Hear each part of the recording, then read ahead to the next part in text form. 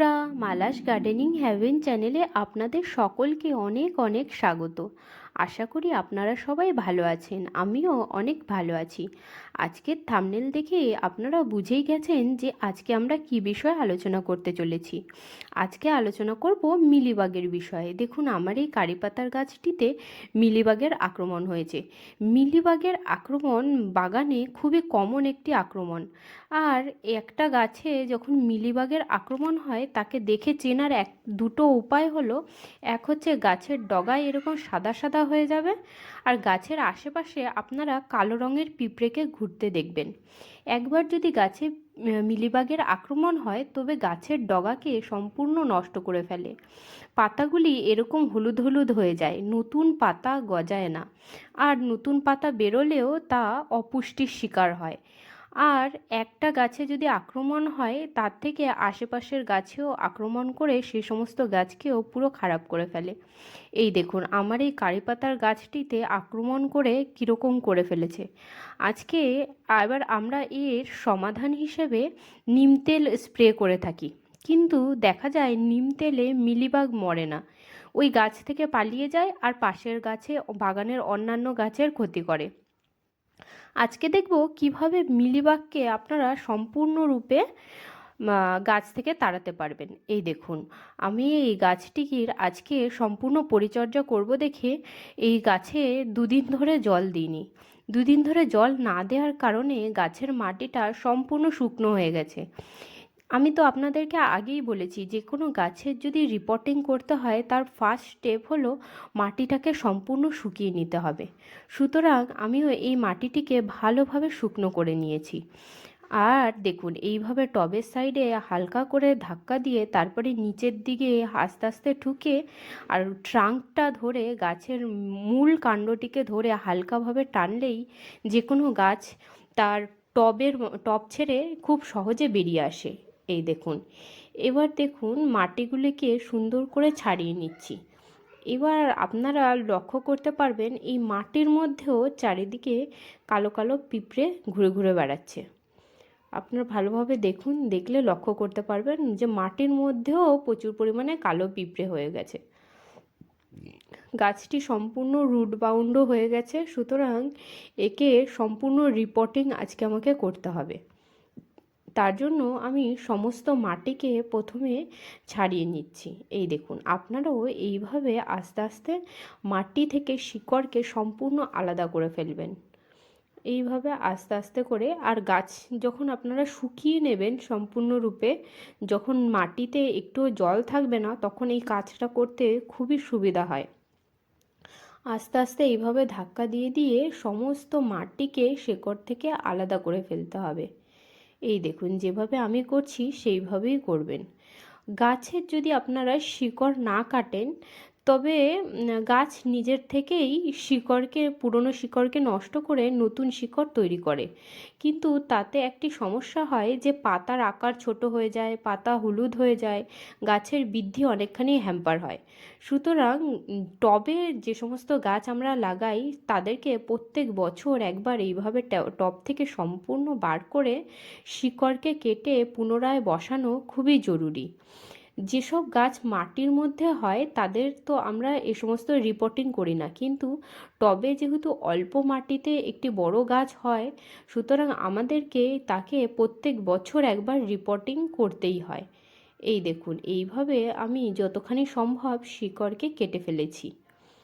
এই দেখুন, সম্পূর্ণ শিকড়কে কেটে ছোট করে ফেলেছি।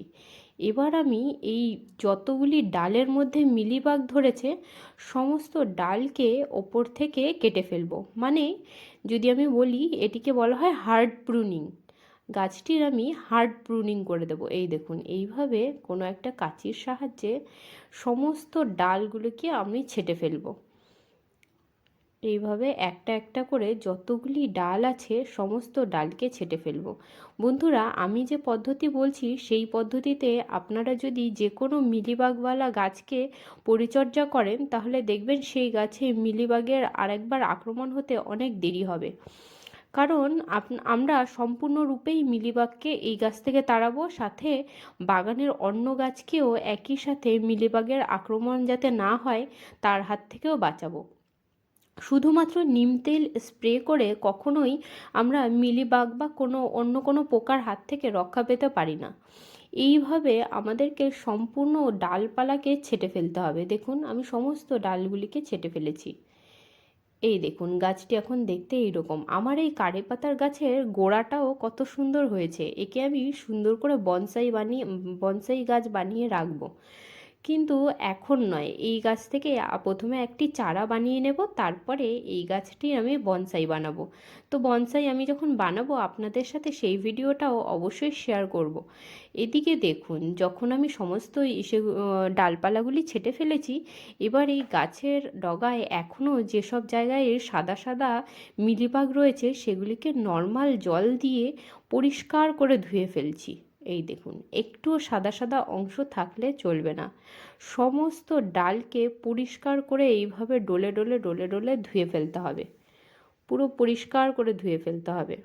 এই দেখুন, আর ডগার অংশ ধোয়া হয়ে গেলে এবার আমি গোড়াটিকেও আরেকবার ভালো করে জল দিয়ে ধুয়ে নিচ্ছি। রিপোর্টিং করবার আগে গাছের গোড়াকে একবার ভালো করে ধুয়ে নিয়ে সমস্ত ডালপালাকে ছেঁটে নিয়ে এক্সট্রা যত শিকড় আছে সেগুলিকে কেটে ফেলা জরুরি। কারণ পুরনো শিকড় গাছ যদি নিজের থেকে নষ্ট করা চালু করে তাহলে কি হয়, গাছের গ্রোথ কমে যায়, গাছের সুন্দর পাতা বেরোয় না, গাছের সম্পূর্ণ এনার্জি ওই দিকেই খরচা হয় যে গাছেরকে বাঁচবার জন্য। যেমন আমরা কি করি, যখন আমাদের শরীরে টিউমার হয় তখন আমরা সেই টিউমারকে কেটে বাদ দিয়ে দিই, সেরকমই গাছের ক্ষেত্রেও এটা একটা বাড়তি বোঝা। সুতরাং গাছ নিজে থেকেই যদি এই কাজটিকে করে তাহলে তার গাছের নতুন পাতা ফুল এ সমস্ত আসতে সময় লাগবে। তার থেকে ভালো আমরা যদি এইভাবে নিজের থেকেই কেটে ফেলি, তাতে আমাদের গাছটি খুব সুন্দর হেলদি হবে, সবুজ হবে, নতুন পাতা ফুল ফল আসতে শুরু করবে। এটি শুধু কারি পাতা গাছের জন্যই নয়, সমস্ত গাছেকেই এইভাবেই রিপোর্টিং করতে হয়, এইভাবেই শিকড় কেটে আরেকবার বসাতে হয়। যে কোনো পার্মানেন্ট গাছেকে রিপোর্টিং করবার এটাই সিস্টেম। এই দেখুন সমস্ত মোটা ডালকে আমি কেটে ফেলছি। আমরা যতখানি সম্ভব এই শিকড়টিকে ছোট করবার চেষ্টা করব। আপনারাও চেষ্টা করবেন যেভাবে আমি করছি ঠিক সেইভাবে করতে। এতে গাছ মরে না, বরঞ্চ গাছের অনেক উপকারী হয়।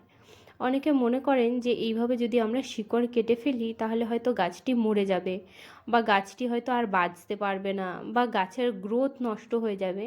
সেটা কিন্তু একদমই নয়। শুধুমাত্র এইটুখানি কাজ করে দেওয়ার জন্যই আপনার গাছটি সুন্দর সবুজ থাকবে, হেলদি হবে, সুন্দর আপনাকে কারি পাতা দেবে, বা অন্য কোনো গাছ যে পাতা ফুল দেয় তারা সে সমস্ত খুব ভালোভাবে দিতে পারবে। এই দিকে দেখুন এই এতগুলো শিকড় আমি জল দিয়ে ধোয়ার পরে আবার কেটে ফেলেছি। এইবার এই দেখুন দেখতে ঠিক এই রকমের লাগছে এখন। এবার এক বালতি জলের মধ্যে আমি নিয়ে নিয়েছি বেশ কিছুটা হলুদের গুঁড়ো। হলুদের গুঁড়োটিকে আমরা এখানে অ্যান্টিফাঙ্গাল অ্যান্টিব্যাকটেরিয়াল একটি উপাদান হিসেবে ব্যবহার করব। আর এছাড়াও হলুদ মিলিবাগের যতগুলি ডিম পোকা শুটকিট থাকে সেগুলিকে সব মেরে ফেলতে সাহায্য করবে। এই দেখুন আমি হলুদ জলের মধ্যে প্রথমে ডগার কাণ্ডের দিকে, মানে যেদিকে মিলিবাগের আক্রমণ হয়েছিল সেই দিকটা এইভাবে চুবিয়ে রেখে দেবেন 10 মিনিট। এবার যতক্ষণে ওটা ভিজে রয়েছে ততক্ষণে চলুন এই গাছটি লাগাবার জন্য আমি মাটি তৈরি করি। যে কোনো মাটি কতখানি হেলদি সেটা বোঝবার একটা উপায় হচ্ছে মাটির মধ্যে কেঁচো আছে কিনা দেখা। মাটির মধ্যে কেঁচো থাকলে কোনো দিনও ভয় পাবেন না বন্ধুরা। এটি মানে একটি আপনার জানবার উপায় যে আপনার মাটি হেলদি আছে। এই মাটির মধ্যে প্রচুর পরিমাণে খাদ্য আছে, তার জন্য এই দেখুন এই মাটির মধ্যে কেঁচোও রয়েছে। কেঁচোকে আমরা ছোটোবেলা থেকেই পড়ে আসছি, কেঁচো হলো চাষির বন্ধু। আর এই দিকে এই মাটিটা, যে মাটিটার মধ্যে এই কারি পাতার গাছটি বসানো ছিল সেই মাটিটাতে একটুও সার নেই। কিভাবে বুঝবেন, দেখুন মাটির রং সম্পূর্ণ সাদা, আর এর মধ্যে না কোনো কেঁচো না কোনো পোকা না কিছু আছে। সুতরাং ওই মাটিটার মধ্যে একদমই সার নেই। ওই মাটিটাকে শুকনো করে আবার আমাকে রেডি করতে হবে সার দিয়ে। তো আমি এই মাটিটার মধ্যেই এই কারি পাতার গাছটিকে বসাবার জন্য এই বালতিটার নিচে একটি কাপড় দিয়ে নিয়েছি। তারপরে বেশ অর্ধেকটা মতো মানে আমি ঝাড় দিয়ে যে সমস্ত পাতাপাতি সংগ্রহ করি সেইগুলোকেই বালতির মধ্যে অর্ধেক পরিমাণে ভরে দেব। এই দেখুন আমি অর্ধেক পরিমাণে ভরে নিয়েছি। এবার সয়েল মিক্সটাকে বানাবো। সয়েল মিক্স বানাবার জন্য আমি নিয়েছি 25% কোকোপিট, 50% মাটি আর 25% গোবর সার। এই তিনটি উপাদানকে সুন্দর করে মিশাবো। আর আমার যে মাটিটা, সেই মাটিটার মধ্যে অলরেডি প্রচুর পরিমাণে সার রয়েছে। আপনাদেরকে দেখালামই তো যে মাটিটার মধ্যে প্রচুর পরিমাণে কেঁচো আছে। আর মাটিটি সম্পূর্ণ কালো। মাটির রং যদি কালো হয়, মাটি যদি ভিজে থাকে, মাটির মধ্যে যদি ময়েশ্চার দীর্ঘদিন লক থাকে, তাহলে বুঝতে হবে সেই মাটির মধ্যে সার আছে।